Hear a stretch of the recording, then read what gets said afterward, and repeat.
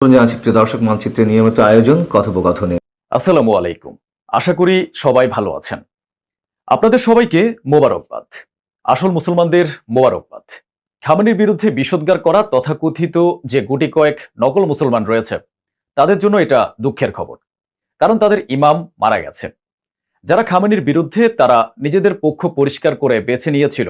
খামেনির কথা বাদই দিন, যারা ইরানের বিরুদ্ধে তারা ইরানের বিরুদ্ধে নিজেদের মানসিকতা দেখিয়ে মাথায় টুপি আর মুখের দাড়ি থাকা সত্ত্বেও অবিলম্বে এটা দেখিয়ে দিয়েছে যে তারা ইহুদির বংশধর এবং আমেরিকাকে নিজেদের ইমাম ও নিজেদের নেতা মনে করে। তাদের জন্য এটা অত্যন্ত কষ্টের বিষয়। আজ অনেক কাঁদুন, অনেক শোক পালন করুন। যারা খামেনির বিরুদ্ধে তারা খুব আলোচনা করুন যে এখন আগে কি করতে হবে, কাকে ইমাম মানতে হবে। আপনাদের স্ক্রিনে থাকা লিন্ডসে গ্রাহাম হলেন ইউনাইটেড স্টেটসের অ্যাটর্নি জেনারেল, সেনেটর ঠিকই, অর্থাৎ সাংসদ। আপনারা যদি তার মুখ চিনে থাকেন তবে ভালো কথা, আর যদি না চিনে থাকেন তবে আপনাদের জানিয়ে দেই, ইনি সেই সেনেটর যিনি ইরানের বিরুদ্ধে সবচেয়ে বেশি বিষোদ্গার করেছিলেন এবং ওরই বক্তব্য আমি ক্রমাগত আপনাদের দেখাতাম।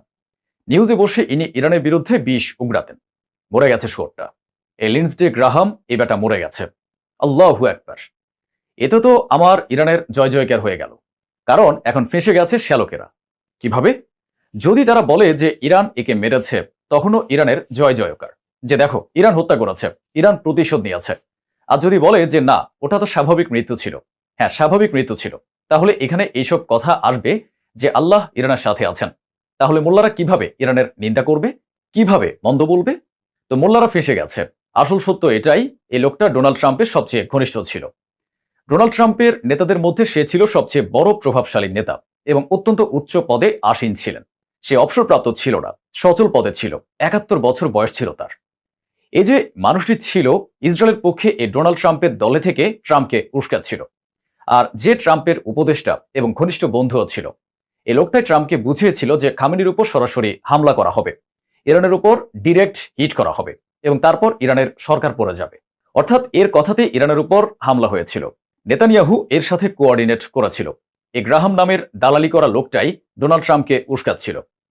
রিপোর্ট হলো এই লিন্ডসে গ্রাহাম নেতানিয়াহুর পক্ষ নিয়ে ট্রাম্পকে খেলিয়েছিলেন, তাকে আত্মবিশ্বাস দিয়েছিলেন এবং ইরানের উপর হামলা করিয়েছিল। তারপর কি কি হয়েছে তা আপনাদের কারোর অজানা নয়। এখন এই ঘটনা ঘটলো কিভাবে, এই মোজেজা কিভাবে হলো? এই হারামজাদা পৌঁছেছিল ইউক্রেনে। ইউক্রেনের সবচেয়ে গুরুত্বপূর্ণ ছবি আপনাদের সামনে রয়েছে। এটি দুদিন আগের ছবি। ইউক্রেনের প্রেসিডেন্ট জেলেনস্কির সাথে সাক্ষাৎ করেছিল। সেখানে সে হাতে ড্রোন নিয়েছিল। যেখানে ড্রোন উৎপাদন হচ্ছিল এরা সেই জায়গায় পৌঁছেছিল এবং দুদিন আগে তার হাসি মুখের ছবি ছিল।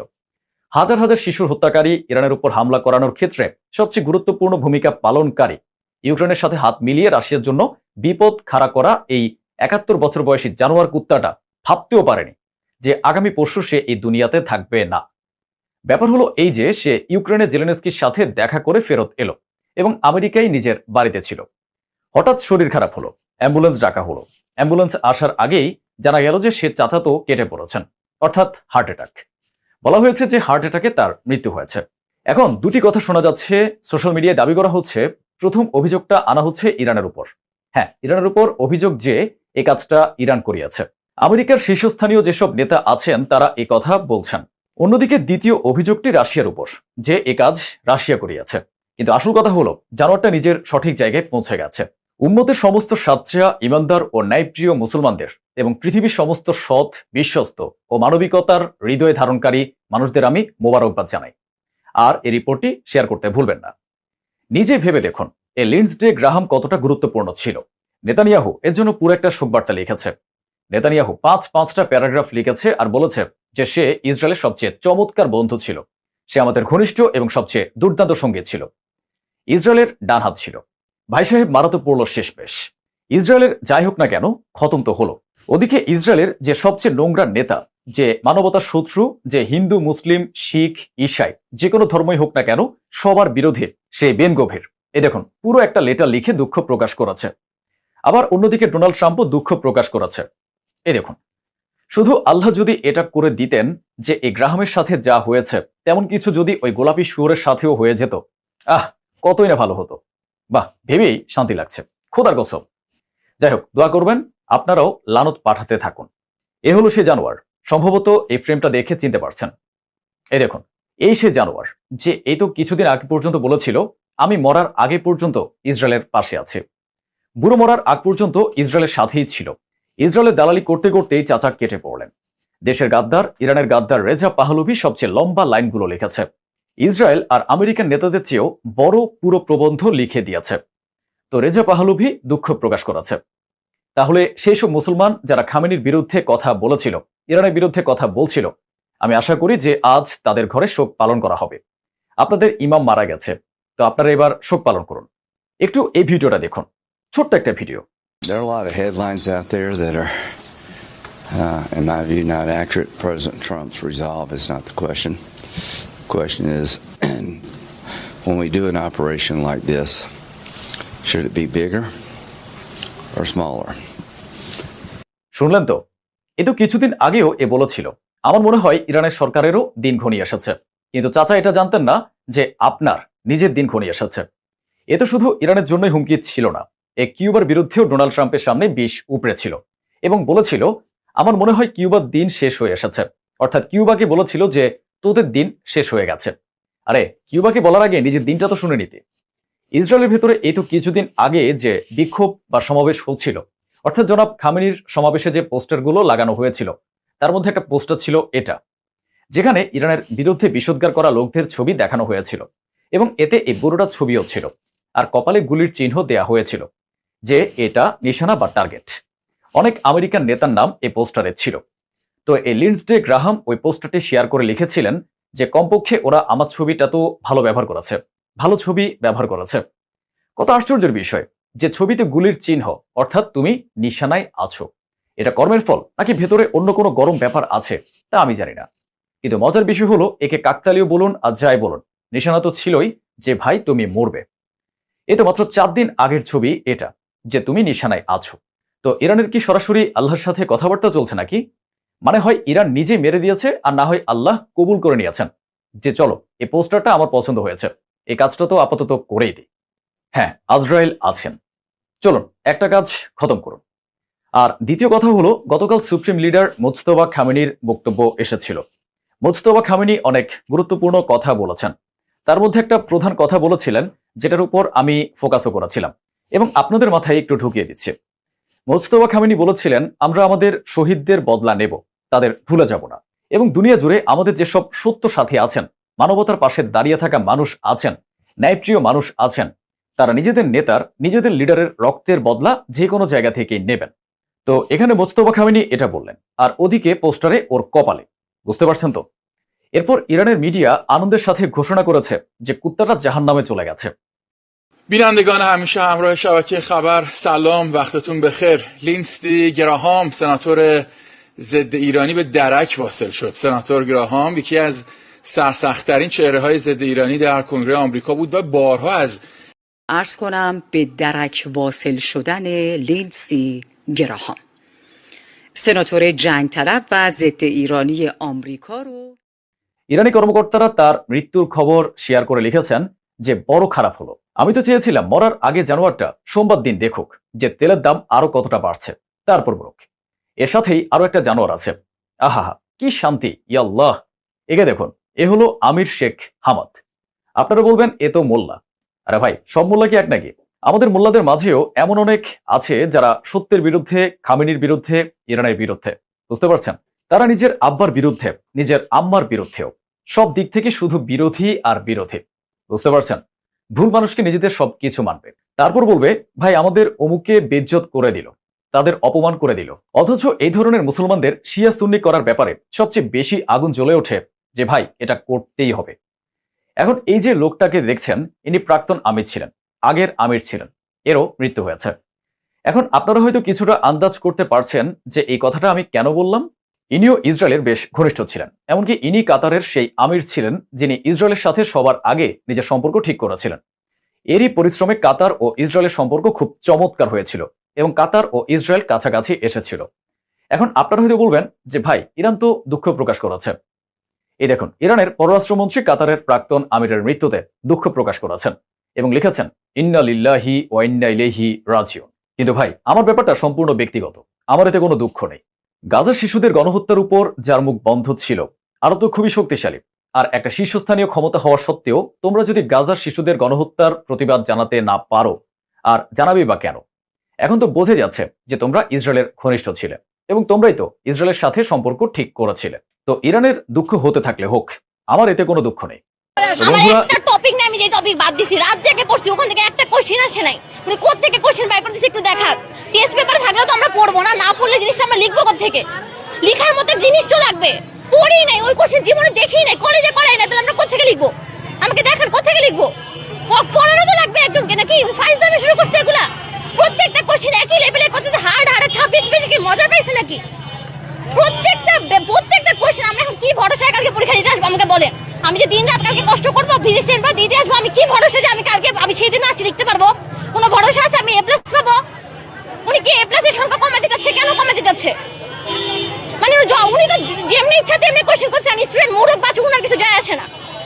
উনি তো বসে আছে এসিতে, ওনার কি স্টুডেন্ট মোড়ক বাঁচুক কিছু তো ওনার যায় আসে না, খালি বসে বসে ডিক্লার দিতে পারে এটা করবেন ওটা করবেন।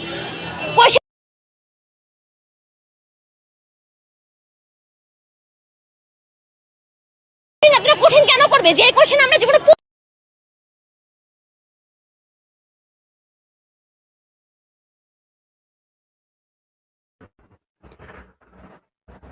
আসসালামু আলাইকুম, সবাইকে শুভেচ্ছা জানাচ্ছি। মাসুম মাহবুব। আমি সঙ্গত কারণে একটু দেরি হয়ে গেছে। বেশ কিছু বিষয় কথা বলছিলাম ফোনে, আরো কয়েকটি বিষয়। আজকের ভিডিওটি বাংলাদেশ প্রসঙ্গে এইচএসসি পরীক্ষার্থীদের বিষয়ে একটু সেনসিটিভ ইস্যু বলে আমি এটার সাথে অনেকগুলো বিষয় সম্পৃক্ত করার জন্য একটু সময় নিয়েছি, যে সময়টা আমি আসলে কভার করতে পারিনি বলে আমার 15 মিনিট দেরি হয়ে গেছে বোধহয় লাইভে আসতে, এর জন্য ক্ষমা চাইছি।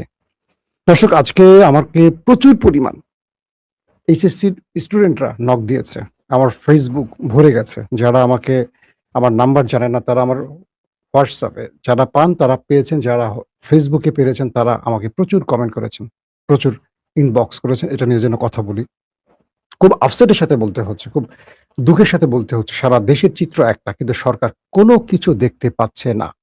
আমার কেন যেন মনে হয় যে সরকারের দৃষ্টি এগুলো কিছু পড়ছে না। সরকার হয়তোবা এসি রুমে আছে, বা সরকার তার জনপ্রিয়তা বৃদ্ধির জন্য জনপ্রিয় কাজগুলোর দিকে মনোযোগ দিচ্ছে। মানুষের নজরে যে বিষয়গুলো নেই, কিন্তু সেই বিষয়গুলো সরকারকে আসলে ভাবা খুব জরুরি। আজকের যে বিষয়গুলো, কয়েকটা বিষয় আমি আপনাদেরকে তুলে ধরে বুঝবেন। একটা ভিডিও দেখেন, তারপর বুঝবেন যে আসলে কি ঘটতেছে দেশের ভিতরে।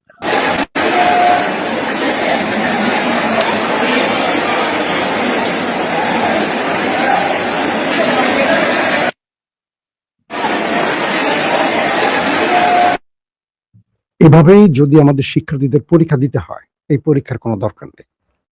আগে আমরা বাংলাদেশটাকে আমেরিকা বানাতে চাই, তাই তো? বাংলাদেশটাকে যদি আমেরিকা বানাতে হয় তাহলে আগে আমেরিকা বানাতে হবে। আপনি বাংলাদেশকে 54 বছর ধরে একটা জঙ্গল বানিয়ে রেখেছেন, লুটপাট করেছেন, যে যার মতো ক্ষমতা এসেছেন লুটপাট করেছেন। বাংলাদেশের শিক্ষা ব্যবস্থার তো উন্নতি হয়নি, বরং 12টা বাজিয়ে 13টা বাজিয়ে ফেলছেন।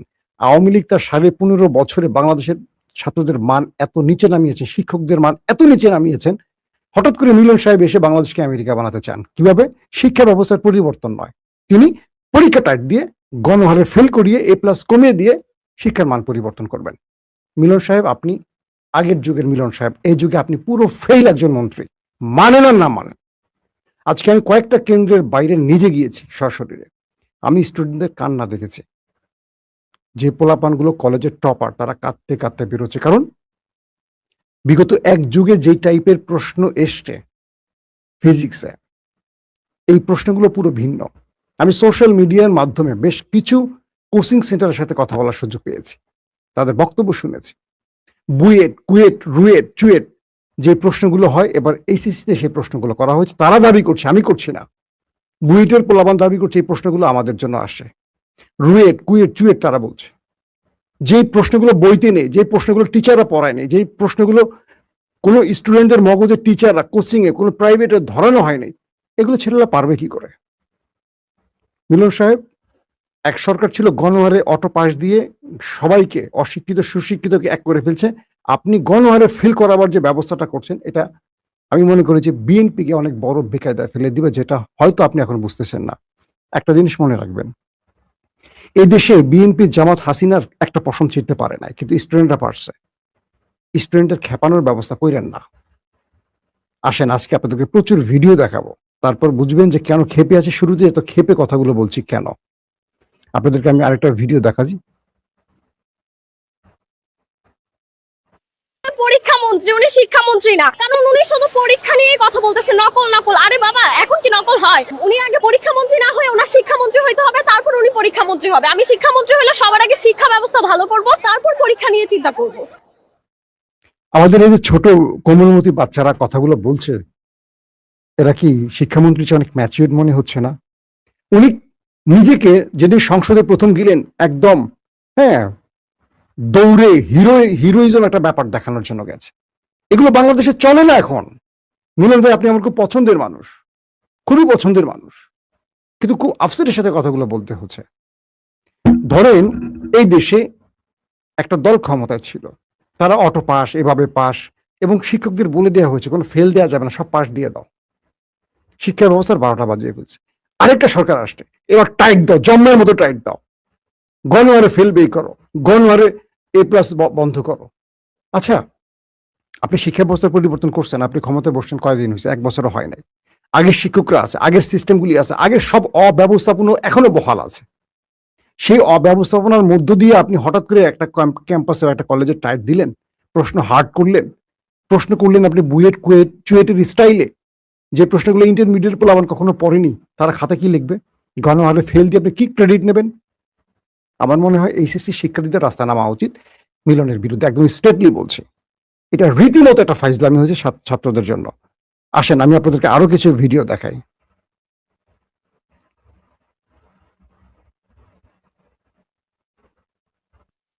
খাতারই পারে না, কিন্তু এমসিকিউটা একটু সম্ভবত টাফটে।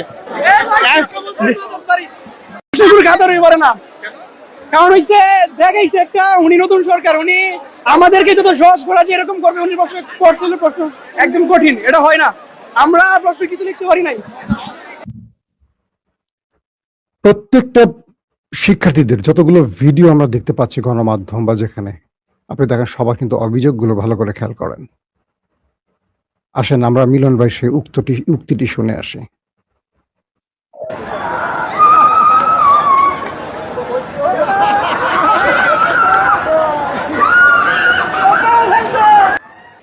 দেশের এই পরিস্থিতির মধ্যে দেশে পরীক্ষা হচ্ছে, চট্টগ্রামে পরীক্ষা পেছানো হলেও সারা দেশে পরীক্ষা বহাল আছে। এই দেখেন দৃশ্য, এটা কিন্তু চট্টগ্রামের দৃশ্য না, এটা ঢাকার দৃশ্য। রবি যারা হলে গেছে পরীক্ষা দিতে, একবার চিন্তা করেন তাদের ভোগান্তি কোন লেভেলে ছিল, একবার চিন্তা করেন। এটা বাংলাদেশ, 54 বছরের বাংলাদেশ এটা। তাহলে আমাদের যে সরকার আসলো গেল, কর্ণফুলী টানেল, পদ্মা সেতু, মেট্রো রেল যারা বানিয়েছে, তারা কি মানে দেশটাকে শুধু নামে উন্নয়নের দেখানোর জন্য এগুলো করছে? আমরা কি প্রশ্ন করতে পারি এখন বলেন? আসেন আমরা আরো কিছু দৃশ্য দেখে আসি। অনেকগুলো কথা বলবো, আগে আপনাদের কিছু ভিডিও।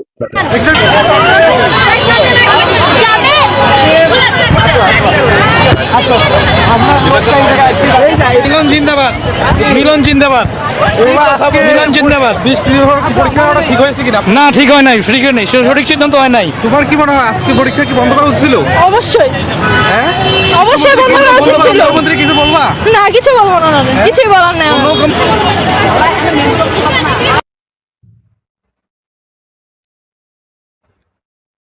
শিক্ষার্থীদের ভোগান্তির লেভেলটা কোন লেভেলে গেছে, কারণ আমি আপনাদেরকে আরো কিছু ভিডিও দেখানোর চেষ্টা করি।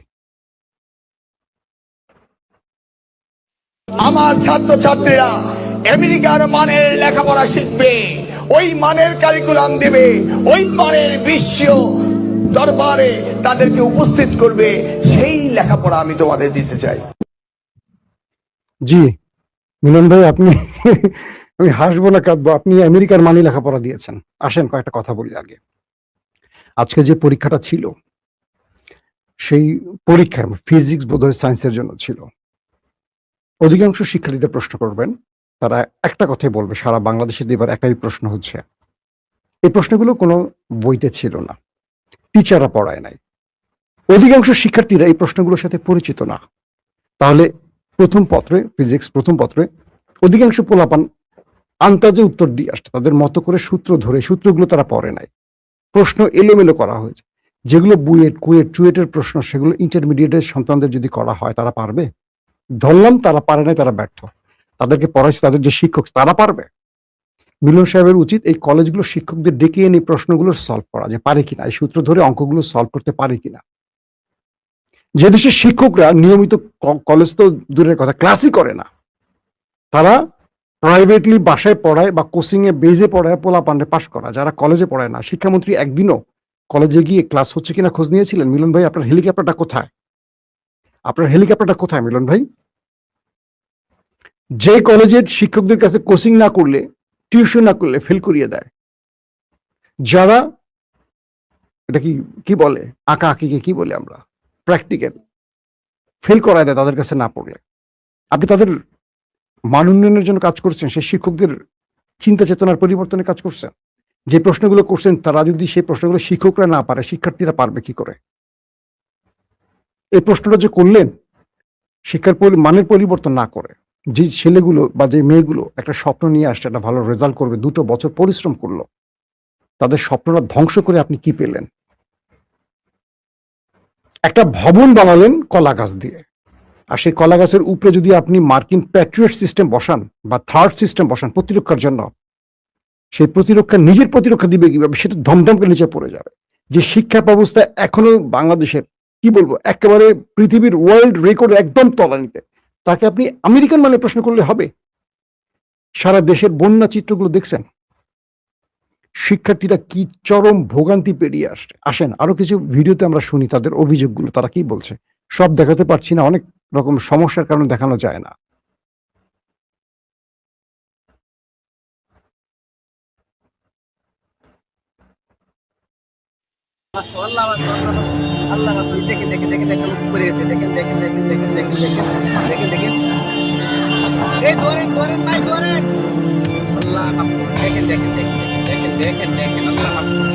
দেখছেন পানি শুনতে প্রতিনিধিত্ব করে গেছিল, দেখছেন। মাননীয় প্রধানমন্ত্রী, আপনি বিষয়গুলো ভালো করে দেখবেন। দেশের ক্রাইসিসগুলি হয়তো আপনার নজর কেউ আনছে না। দেশের পরিস্থিতি ভয়াবহ খারাপের দিকে যাচ্ছে সারা দেশে, বন্যা পরিস্থিতি, বৃষ্টির কারণে। আমরা ফ্যামিলি কার্ডের আগে চাই আমাদের দেশের এই যে পানি নিষ্কাশন বা বৃষ্টি হলে বা বন্যা হলে দেশের যে পরিস্থিতি, এটা বন্ধ করা হোক। প্রতি বছর এগুলো হবে, প্রতি বছরই বৃষ্টি হবে, বন্যা আসবে। এখান থেকে আমাদের বাঁচার উপায়টাকে একবার বের করেন। পুরো ঢাকাটাকে না, পুরো বাংলাদেশটাকে একটা পরিকল্পিত ড্রেনেজ ব্যবস্থা করে দেন। 54 বছর ধরে এগুলো আর দেখতে চাই না। মানুষের লাইফ এভাবে শেষ হয়ে যাচ্ছে, একটা দেশ এভাবে চলতে পারে না।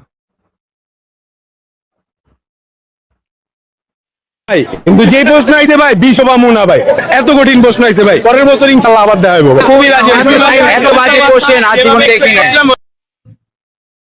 প্রত্যেকটা পোলাপানের অভিযোগ, এত হার্ড প্রশ্ন আগে কখনো দেখে নাই। মানে তারা তো পরীক্ষা যারা দেয়, তারা কিন্তু আগের প্রায় 10-12 বছর প্রশ্নগুলো মিলিয়ে একটা অবস্থা তৈরি করে তারপর তারা লেখাপড়া করে। এখন আপনি তাদেরকে কি তুলে দিয়েছেন আর তারা কি পেয়েছে আর কি পরীক্ষা দিয়েছে, এটা আসলে মাথায় কাজ করছে না। আমাদের পাটোয়ারির একটা বক্তব্য শুনে আসি। এলাকার ভাই, উনি খুব সজ্জন ব্যক্তি, খুব সুন্দর ভাব দেখায় আরই। তো বাংলাদেশের সকল মন্ত্রীরা এমন একটা ভং ধরে থাকে যে সেই সবচেয়ে ভালো লোক।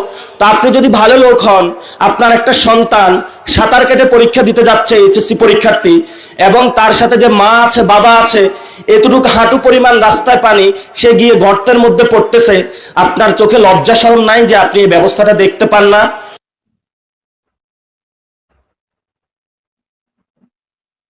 শিক্ষামন্ত্রী, সেখানে কোনো প্রত্যাশা আমাদের নাই। মানে আমরা প্রতিদিনই হতাশ হচ্ছি, মানে প্রতিবারের তুলনায় খুবই বাজে কোয়েশ্চেন, মানে কোনো স্ট্যান্ডার্ড মানের টিচার এই ধরনের কোয়েশ্চেন করে না। প্রতিদিনই আমরা যেটা পড়ে আসছি সেটা আমাদের কমন পড়ছে না, নতুন কিছু। যেমন আমরা যদি বলি ইংলিশ সেকেন্ড পেপারের দিন কম্পোজিশন যেটা আসছে, সেটা আমাদের কোনো বইতেই নেই।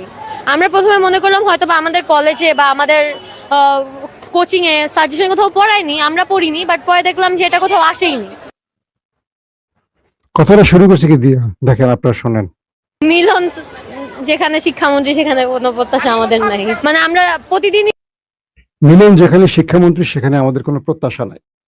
আর কিছু বলা লাগবে না। এই একটা কথা দিয়ে আমাদের শিক্ষার্থীরা প্রমাণ করে দিয়েছে আমাদের প্রত্যাশার লেভেল 0। আসেন তাকে নিয়ে ব্যঙ্গ করছে কিভাবে শিক্ষার্থীরা দেখে আসে।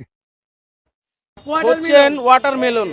হেলিকপ্টার বলে কোনো শব্দ হবে না, এখন থেকে হবে মধু, তাজা তাজা মধু, ওয়াটারমেলন। জি, আজকে হলো এই আমাদের অবস্থা। বাংলাদেশের শিক্ষা ব্যবস্থার একটা বড় পরিবর্তন আনা এখন খুব জরুরি।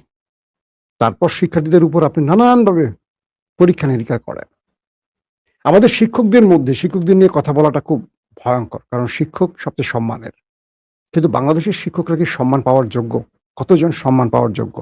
আমি অ্যাভারেজ একটা পার্সেন্টেজে যাচ্ছি না। কজন শিক্ষক আছেন নৈতিকভাবে তাদের অধঃপতন হয়নি? কজন শিক্ষক আছেন বুকে হাত দিয়ে বলেন আজকে কোন একটি কেন্দ্রে একটি মেয়ে অসুস্থ হয়ে পড়ে গেছে, বাকি শিক্ষকরা বলছে মেয়েটা নাটক করছে, কেউ তাকে তুলে ধরছে না। আমি একটা পোস্ট পড়বো, এই পোস্ট পড়ে ভিডিওটা শেষ করব। মেয়েটাকে কেউ সাহায্য করছে না। পরে একজন নারী শিক্ষিকা এসে তখন বুঝলেন যে তার মেয়েটা আসলে অজ্ঞান হয়ে পড়ে গেছে, তখন তাকে তুলে নিলেন। অথচ 4 জন শিক্ষক আসলো আর বললো মেয়েটা নাটক করছে, পরীক্ষা পারছে না বলে নাটক করছে। এরা শিক্ষক? আগে শিক্ষক হতে হবে। আগে শিক্ষক না হলে আপনি শিক্ষা দিবেন কি করে? একটা পোস্ট পড়েছি আজকে, আমি পোস্টটা আপনাদেরকে একটু শোনাবো, আমার খুব হৃদয়ে লেগেছে, তাই আমি আপনাদের শোনাতে চাই।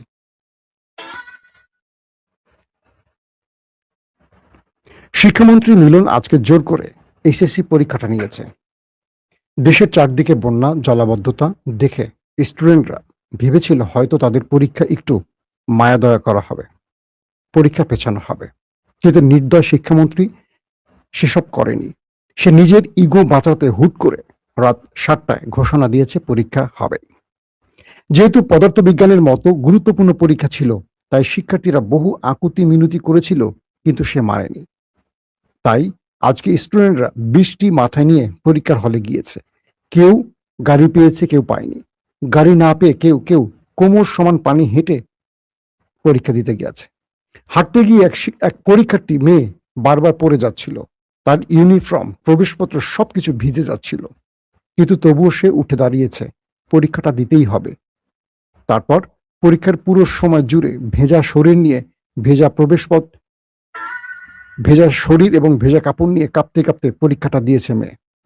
এই পরীক্ষার সাথেই কত শত স্বপ্ন যে জড়িত, তার 2 বছরের সকল পরিশ্রম মিশে আছে এই পরীক্ষার সাথে। পরিবারের স্বপ্ন, বাবা মায়ের স্বপ্ন, তাদের সবার নিজেদের স্বপ্নগুলো মিশে আছে একটা পরীক্ষার মাঝে। নাটোরের আরেক ছেলে মাত্র 15 মিনিট দেরি করায় তাকে হলে ঢুকতে দেয়নি। ছেলেটার বাবা নেই, মাটাও অসুস্থ। ছেলেটা কেঁদে কেঁদে স্যারকে বহু আকুতি মিনতি করেছিল, বলেছিল বৃষ্টির কারণে গাড়ি পাইনি স্যার, কোমর সমান পানিতে হেঁটে আসতে গিয়ে দেরি হয়ে গেছে, প্লিজ স্যার ঢুকতে দেন। কিন্তু তাকে ঢুকতে দেয়া হয় নাই। ছেলেটার এ বছরের পরীক্ষাটা বাতিল হয়ে গেছে। না জানি কত স্বপ্ন ছিল ছেলেটার, না জানি তার অসুস্থ মাটার কত স্বপ্ন ছিল এই ছেলেটাকে ঘিরে। চট্টগ্রামের আরেক মেয়ের ঘরবাড়ি, গরু ছাগল সবকিছু ভেসে গেছে। ঘরে বিদ্যুৎ নাই, খাবার নাই, পানি নাই। মেয়েটা চোখের পানি মুছতে মুছতে বলেছিল আমরা অনেক কষ্টে আছি, আমার বই ভিজে গেছে, পরীক্ষার চেয়ে আমার জীবন বাঁচানো সবচেয়ে বেশি কঠিন। কথাগুলো বলে কাঁদছিল মেয়েটা।